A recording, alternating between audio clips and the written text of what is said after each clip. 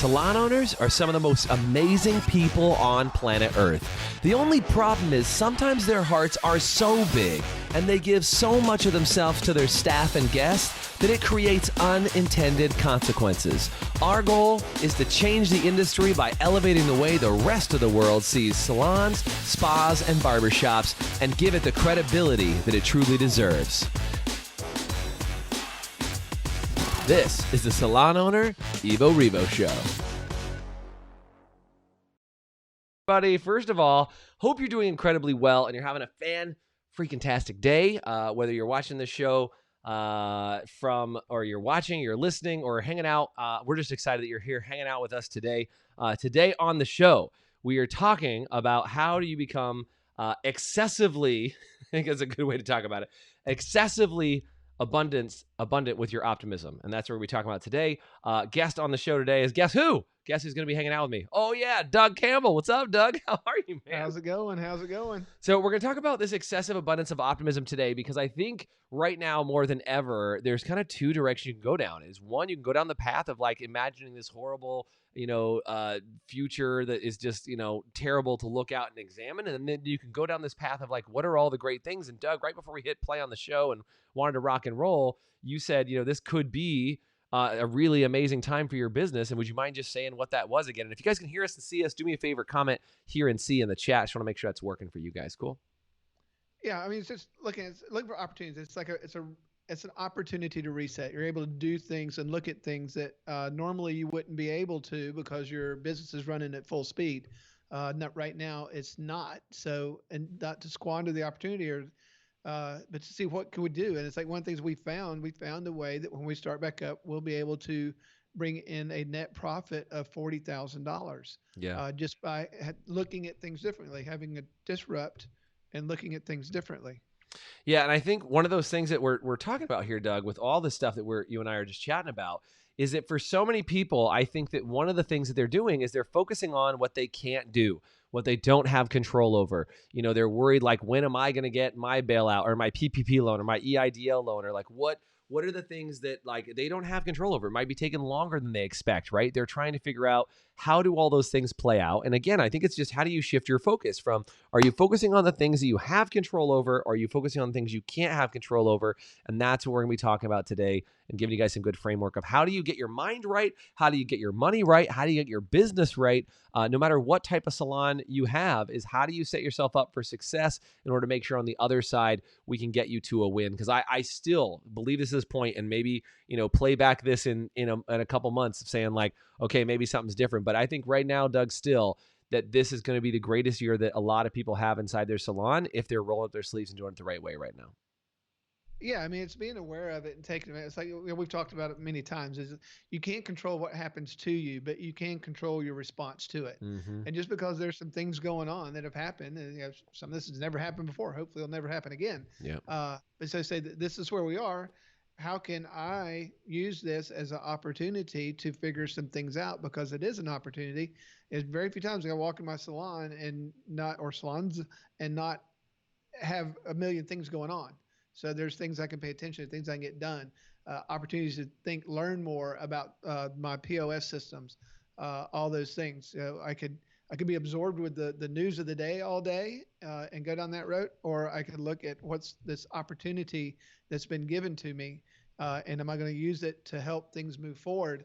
And some people are like, oh, well, how can you be positive when all this is going on? It's like, well, and I think it's your responsibility to be. I think it's your responsibility because we need to come out of this strong. We need to come out of this strong for our clients, for the people that work for us, for our employees, and for our community. Yeah. If we hit the gates hard and we run out and we're just blowing and going whenever this thing is over, that's the quicker recovery and the more people are able to get back. But if people aren't set up for it and it opens up, they're just going to be in more disarray than they are right now. That's right.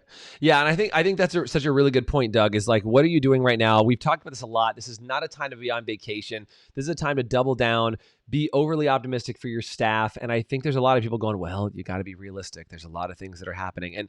And you just can tell when you talk to people right now, they're either high tone and they're excited and they're enthusiastic and they're looking forward to the opportunities, or they are down in the dumps and like waiting to kind of crawl inside. And I just, I would just say for all of you guys, and I want you guys to type in the chat if you're willing to be honest. Are you optimistic, or are you being a little pessimistic? And by the way, I said this on an interview I was doing earlier today with the L'Oreal group, and some of what they were doing is as I was talking about this stuff is like, you get to choose how you want to feel. And I think even though there's some things that are going on, like, why not choose to be optimistic about what's happening? Why not choose to see the good side of everything that's going on? Because even though there's things that are bad, there's things that are great. We were just doing a salon recovery program. We're on our second week of a 4-week salon recovery program. By the way, if you want information on that, comment with the word recovery right here, and we'll talk about how does this get even better for you, because, there's 3 things you need to do. You need to be able to stabilize, organize, and then capitalize. And this week we were talking about organizing,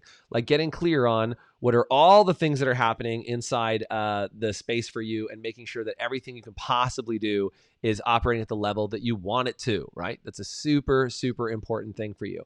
Now, as far as the rest of being optimistic goes, is that there's a couple things you can do to make sure you maintain a level of high optimism. Okay, so what are some of those things you can do to maintain high optimism? Well, number one, it's surround yourself with people that are extremely optimistic and that are in your environment. Is if you're around people, and I've said this over and over again, is that you might be around people that are depressed all the time or down on themselves or whatever. Find communities to plug yourself into. Find places to go that you can actually have that community of people who are also optimistic around you. So community is a really important thing. The other thing that you want to do is you want to be reading good materials right now. Okay, so let me ask you guys, as you're watching this right now, what are you doing to keep yourself optimistic? Where are you finding support? For some people, it's reading business books. For other people, it's reading content about, like for some people, it's reading religious texts. Like it could be anything you can find some hope, some optimism. And again, for a lot of the salon owners that we're working with, we're encouraging them. And again, I threw out religious texts. It could be any type of religion, by the way. It doesn't really matter. Or just some motivational quotes. That's totally fine as well. There's actually, you can go onto YouTube and you can actually pull up content, just say, hey, I want to listen to some motivation so that my day gets framed and gets created in kind of this backdrop, if you will, of making sure that you've got the right type of information flowing into your mind. Because here's what I know, is if you have a glass, and I've got my cool glass. This is a glass that makes me extremely happy, by the way. I'm at my house, so I have this cool glass. I'll share it with you guys. This is from a place called Germain's Luau in Hawaii. If you can't see the glass because you're listening to me on the radio, it's just this like tiki mask looking glass. And the reason why I love drinking from this glass and using it on a daily basis at my house, because it makes me freaking happy.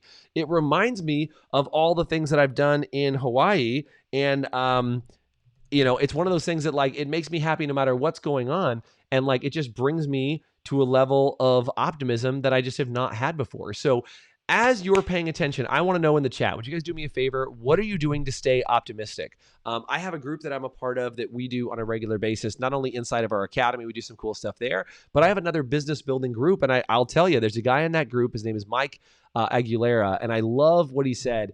He said this the other day. He said, Jason, there's some people who think people have less money than ever before.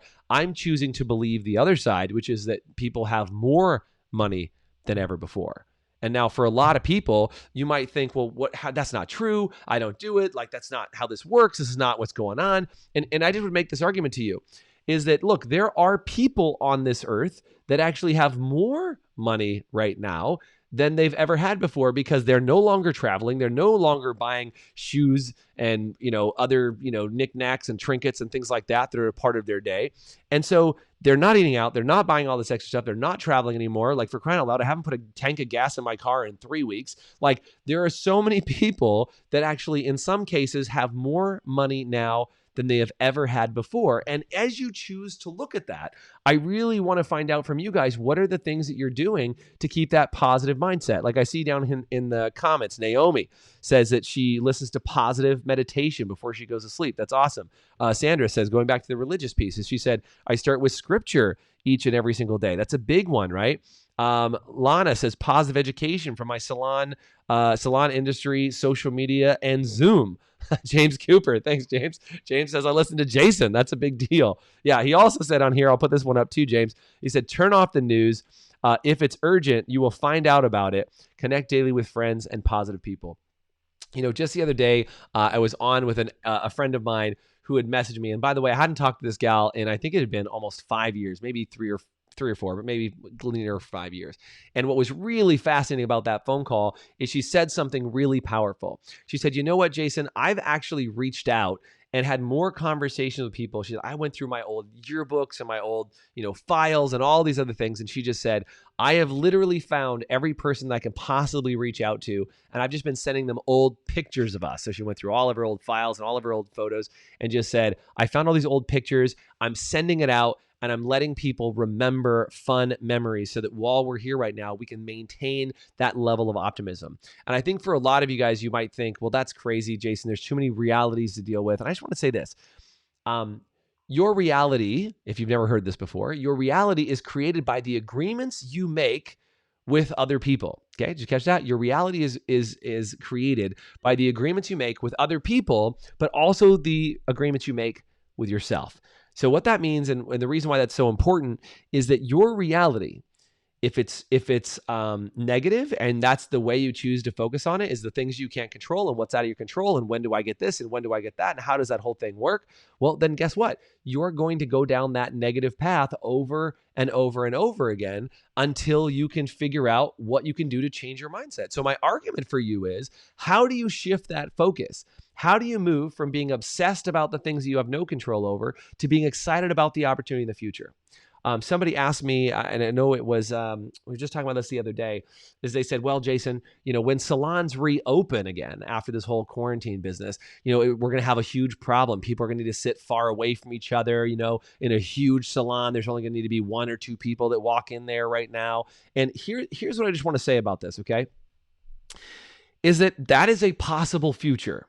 And the more I think about that future, I know this sounds a little probably distant here in kind of a lot of imaginations, but for a lot of people, I think that if you start creating that future and you start thinking about it going, "Yeah, it's going to be hard and we're all going to have to wear face masks for another 10 years and we're going to, this is just the way it's going to be and we're going to move into this, what's that movie? The Hunger Games sort of reality," okay, is that you actually you're actually working to create that because you're envisioning it. Now, here's the future that I choose to envision. And I want to say this.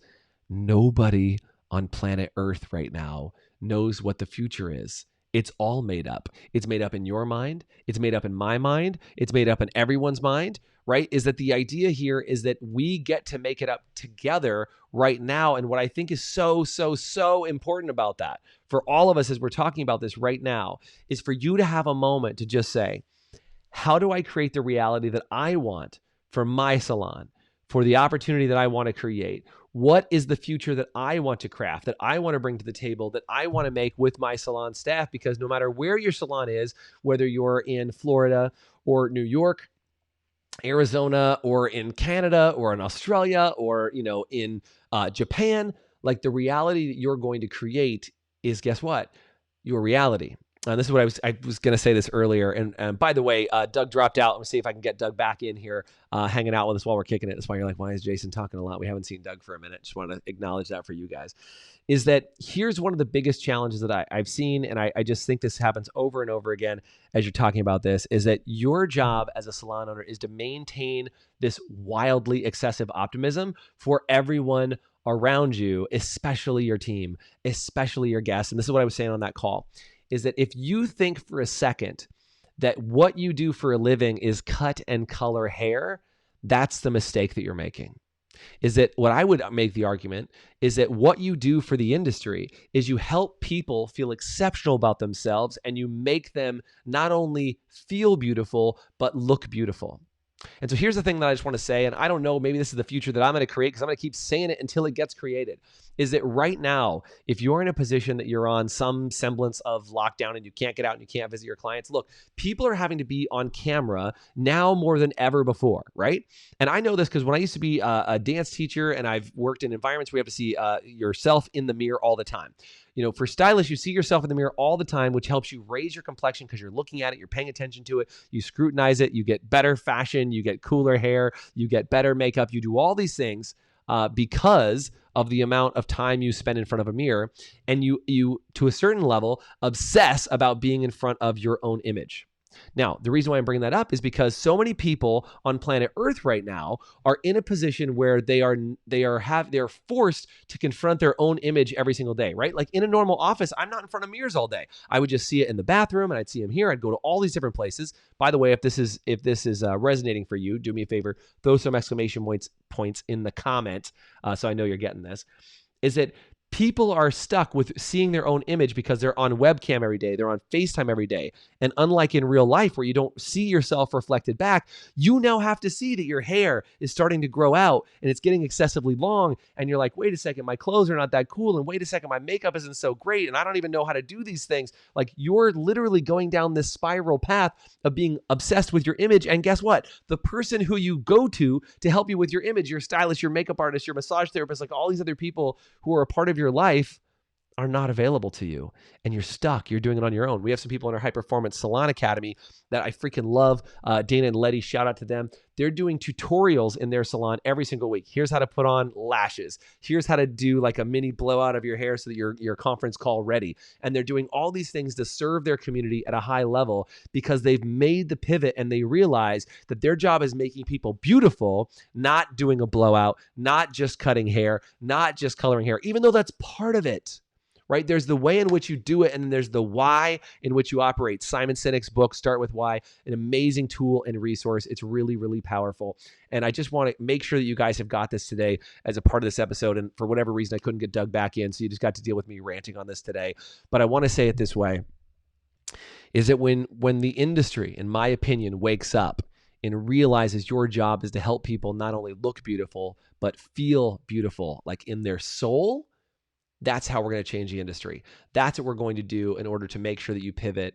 And what that hopefully should do for all of you guys that are listening or watching or hearing this back on replay with everything we do with this podcast is that something inside you got stirred today that says, I can make it. I can do this. I will pivot. I will figure out a way to transform what I thought my job was, what I thought my business was, what I thought my team was, and put it in a perspective like you've never seen before and allow you to get the permission to have that freedom to try something way outside your comfort zone. And as the intro of this podcast suggests, salon owners have such big hearts. When you change, you forget that you can charge. Did you hear me? I hope you did. Is that you guys think sometimes when you change, oh, I changed my prices. Well, I better discount for a while. Oh, I brought a new retail line. Oh, I better give a deal on that. If you give somebody a digital consultation and talk to them about their hair, that's a customer paying you for a consultation. I've said this over and over again. If I was on the phone and somebody walked me through how to cut my hair, I would pay for that. It sounds dangerous. I don't know that I could do it. My children's scissors that are the Crayola scissors probably are not the best for doing that.